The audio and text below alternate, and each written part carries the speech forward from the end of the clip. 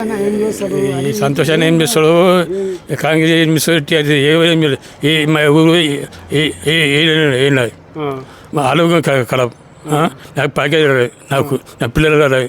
ఇప్పుడు వస్తూ అంటాడు, చెప్పులు అరిగిపోతుంది తిరిగి ఆళ్ళు అప్పి కళ్ళగా అప్పి పోయినాం, ఎక్కడ పోయినాం 100 సార్లు పోయినాం.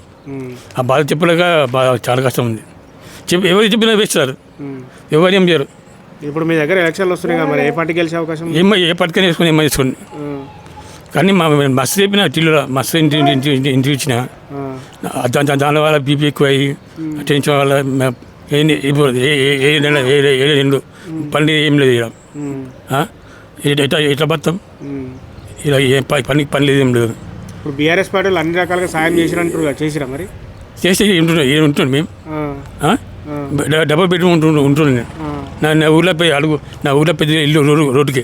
ఇప్పుడు నీకు ఇల్లు రాలేదా? ఇల్లు రాలేదు నాకు, ఇల్లు రాదు ప్యాకేజ్ నా పిల్లలు నాకు రాదు. మరి పై అధికారులు అడిగితే ఏమన్నారు? వస్తాయి బడ్జెట్ లేదు. నా ముగ్గురు 5 మంది అడుగురు పోయారు, ముగ్గురు కలెక్టర్ పోయారు. ఎవడాడు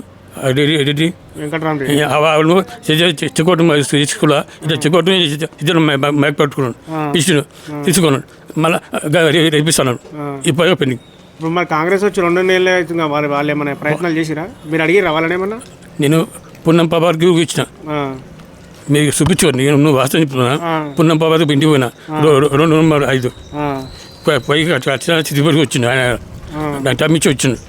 వచ్చి ఆయన అంటున్నాడు బడ్జెట్ ఏం చేయాలంటున్నాడు. బడ్జెట్ లేదు ఏం చేయాలంట ఆయన ఎవరు పున్నం అంటున్నాడు, ఎవరు ఏం కూడా కలెక్టర్ అట్లా ఉన్నాం ఉంటా. ఆయన పున్నమికి ఇచ్చిన, ఆయన పున్నం అంటున్నాడు. అది మన గవర్నమెంట్ బడ్జెట్ లేదు ఏమి అసలు వచ్చినప్పుడు చెక్ అనుకో. అందరూ వస్తాయంటారు, రావని అంటారు.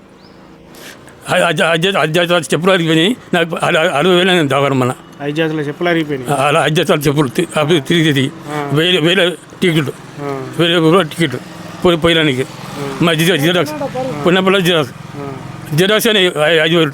ఇప్పుడు మరి బీఆర్ఎస్ అని ఏమైనా న్యాయం చేస్తారని అనుకుంటారా మీ వార్డులో?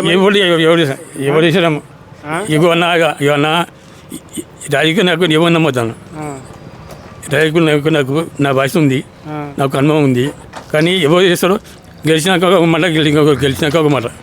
ఇప్పుడు వస్తారు గెలిచిన మన చెప్పాలి అడిగిపోవాలి, నీవు ఉంటావు అని అంటారు మళ్ళీ. అప్పుడు ఇప్పుడేమో దామి నీకు ఇప్పిస్తుంది అదే ఓడెక్కేదాకా ఓడమల్లే, ఓడెక్కినాక పోవడం అంతే.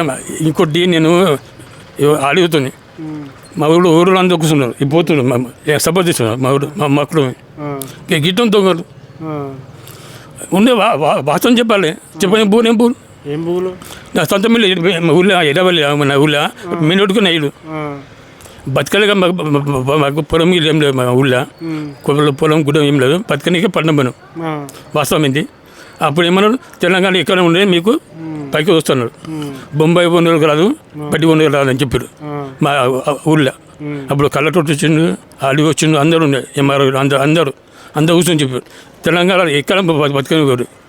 బొంబాయి బొందలకి ఇచ్చేస్తారు, బొంబాయి బొందలకి ఇచ్చి నాకు ప్యాకేజ్ వచ్చినా కూడా అక్కడ ఒకటి. కానీ వాస్తవం చెప్తారు, కానీ నాకు బుగ్గులు ఏం పుల్లదు, నాకు అంత బాధ ఉంది. కళ్ళలో బాధ కనబడుతుంది, కానీ బాధ అంటే ఏ చిన్న పొలంకి 60,000 పెట్టుకున్నాను, బాగాలేదు. నా మాట అర్థమవుతుంది. నేను డబ్బులు పడుతున్నా, ఒక్క కొడుకు వచ్చాడు వాళ్ళు ఏం చెప్పుకున్నా మస్తుంది సార్. కానీ ఏమో కాపీ బుక్క పెట్టాక ఏమన్నా నమ్ముకోలేదు. ఇప్పుడు అంటూ మేము ఇష్టం చేసాం, అదే ఏదైనా అయింది ఇష్టం అంటున్నాడు. అది ఎవరు ఉండే, అది విజయ్ రెడ్డి ఆయన కాలు మొక్కిన, అది కాలు మొక్కి ఏమంటున్నాడు, అది పిచ్చి లేబురు అంటున్నాడు. నడ్డి పెట్టుకుని ఆయన కాలు మొక్కితే అది ఏమంటున్నాడు, ఆయనకి పిచ్చి పెట్టి లేబురు అంటున్నాడు.